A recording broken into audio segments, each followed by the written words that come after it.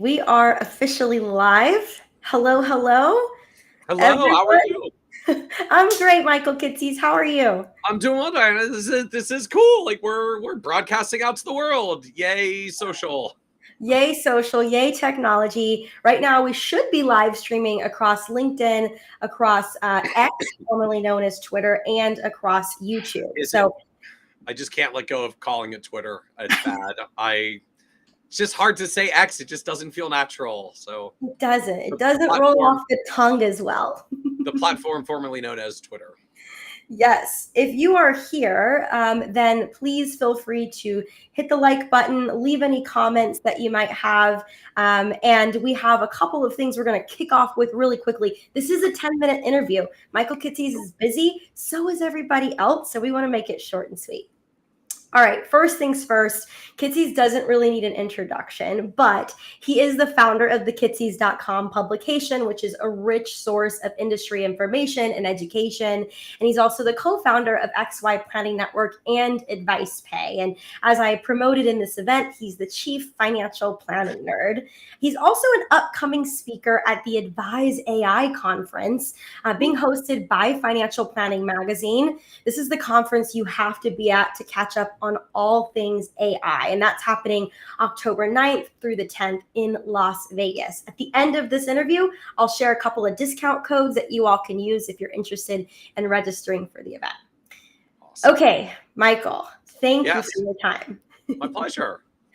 Okay, I'm going to ask you just 3 questions to keep Okay. this short and sweet. So as we gather at Advise AI in October, and we're sort of exploring the intersection of AI and financial advice, what aspects of the conference do you believe are the most critical for advisors to pay attention to in order to adapt to the AI-driven changes in the industry? So as I think about it at a high level, when new technology waves and innovations come in like this, there's a lot of, okay, what does this actually really mean for me in the short term and the long term? And I feel like that's still where we're in that kind of figuring out phase, right? I started my career at the peak of the tech boom. So on the one end, like, it turns out the internet really is changing the world. We have all knowledge known to mankind in our hands, and Amazon is like slowly dismantling the retail marketplace. But we also had pets.com, which infamously like raised $1 bajillion of capital and basically had no business, no model, no offering, no nothing. Like, they had .com in their name and people threw hundreds of millions of dollars at them, and that didn't end well. So we're in the like peak hype. It's probably not really going to be quite what the hypesters hype, but this seems to be a real thing that's probably going to be here for a long time. And immediately the opportunity for conferences like this as we're getting going is to go hear what the conversation is and try to get a handle for yourself on where is this really probably going to show up my business, right? It's something between it's irrelevant and I'm going to be put out of business, right? Those are the extremes at either end. But to figure out how to triangulate that for your practice, just when any big new innovation wave comes along, to me, that's the opportunity to like pick your head up out of your 4 walls and look around a little and say, let me get a handle on what's going on here, really. I couldn't agree more. I do think it's here to stay. And again, as you said, it's also where we're trying to figure out where it's most applicable, where it's most helpful, and where we might necessarily need it and might necessarily not need it. So one of the focuses at the conference, Advise AI, is showcasing some of the most groundbreaking applications of AI in financial planning. So I'm curious, as a chief financial planning nerd, which specific AI developments featured here are you most excited about? How do you see them shaping the future of financial planning?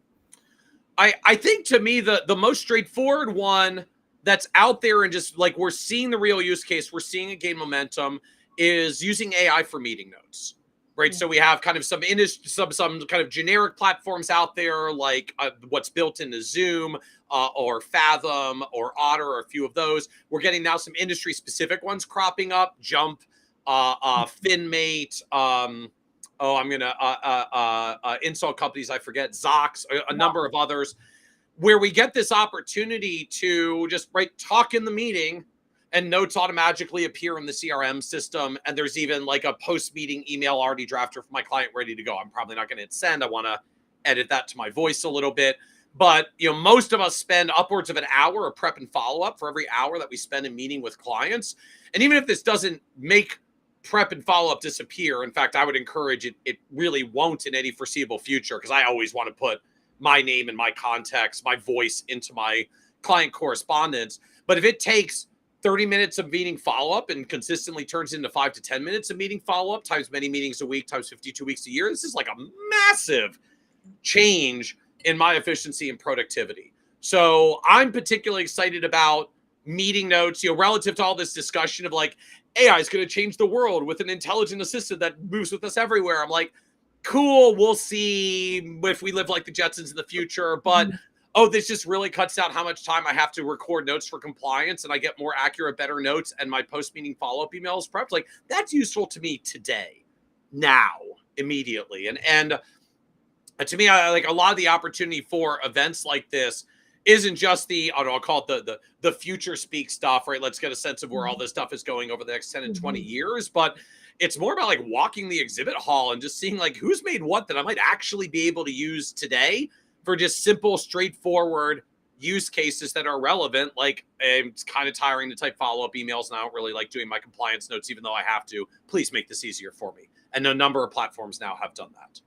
Absolutely. And it's exciting to see them, right? Because you're seeing more and more of them enter the space. In fact, some of the ones you mentioned, including Zox and Jump, they will be showcasing their technology at the Advise AI conference. So we're going to have 8-minute demos that you'll be able to just see live at the conference so you can learn about them yourself. So last question here. So for advisors who are curious, but maybe hesitant about adopting AI-driven tools, because there's a lot of hesitancy out there. And I have to admit, I was one of the first to say, hey, we really need to be careful with data here, and we still do. What advice would you give them to maybe overcome some of that hesitation, and why should they attend Advise AI? So I'd answer this I guess in two ways. On the one hand, privacy and data has sort of thrown out there generically as a thing that we need to be really worried about, because we live in a highly regulated industry where we need to deal with these things. But a lot of AI just literally doesn't touch my client data or anything private, right? I mean, there are some really cool use cases around, hey, I need to write a blog post about the current investment markets and the fact that the Fed raised 50 basis points. Can an AI tool help me prep a draft of the article and pull some useful data points? Like, yes, there's no private client data on this. And then I'll tell, like, come up with 5 potential headlines and 10 social media headlines so that I can tweet this thing out when I finish writing it. Like, there's no private client data here. Like, we're not touching any of that stuff. So first is I would highlight there are interesting AI use cases that are coming up that I think are really like useful and relevant for us, and just doesn't even get into the data privacy concerns end of things. The second part, though, that I would say, I mean, this reminds me of conversations maybe 15 years ago in the late 2000s, where it was kind of like the internet is here to stay, but a lot of us did not want to give up the server in our offices. Like, my server is secure. Who really knows if it's secure in the cloud? Like, what does that really mean? Like, where is it exactly? And how do I really know that's safer than my office? And then, a bunch of advisory firms got broken into their offices, and Amazon AWS has like people with very large guns protecting their facilities. And eventually we figured out that's probably more secure than my drywall. But we had to go through that process of learning just, okay, this is new and different. That doesn't necessarily mean it's less secure. It's just different. And we have to understand, okay, how does this work? Are there parts that I'm comfortable with now because maybe it doesn't even touch private client data? Are there parts where I say, cool, I'm going to wait like 2 years for them just to kind of tighten up the security protocols a little bit more? It's a figure outable thing, but maybe I don't want to be on the bleeding edge. But you have to go and actually see how it works to understand where the lines are about what's secure and what's not, and what's safe and what's not. And just, right, at its most basic level, we got to get educated to get familiar and understand what are the safe use cases, and maybe where will we wait a little bit more before we jump in full steam. I love that you always bring in the history and the evolution, things that we've been apprehensive to in the past. And it sort of helps us frame our mindset around this. Like, okay, well, there's been innovation in the past that we've been apprehensive to. And here we are again at this point in time where there's more really big innovation. And maybe we shouldn't be always so apprehensive, so hesitant. So, Michael, that was super duper helpful. We're really excited to have you at the event. If you are headed to Advise AI, you cannot miss Michael Kitces' 5 fireside session chat with Suzanne Syracuse, another leading voice in our industry. That's happening on October 10th at 9 a.m.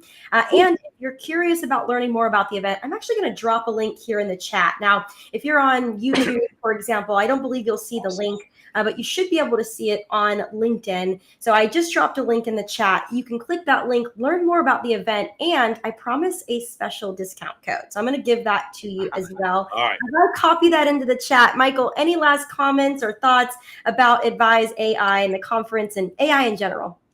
Look, I think the answer, or like the final comment I would give is just this is funny. Like I think of this event more as a trade expo to get to see actual vendors in AI and what they're doing, which is a nice way of saying it's more about what's in the exhibit hall than what's on the stage.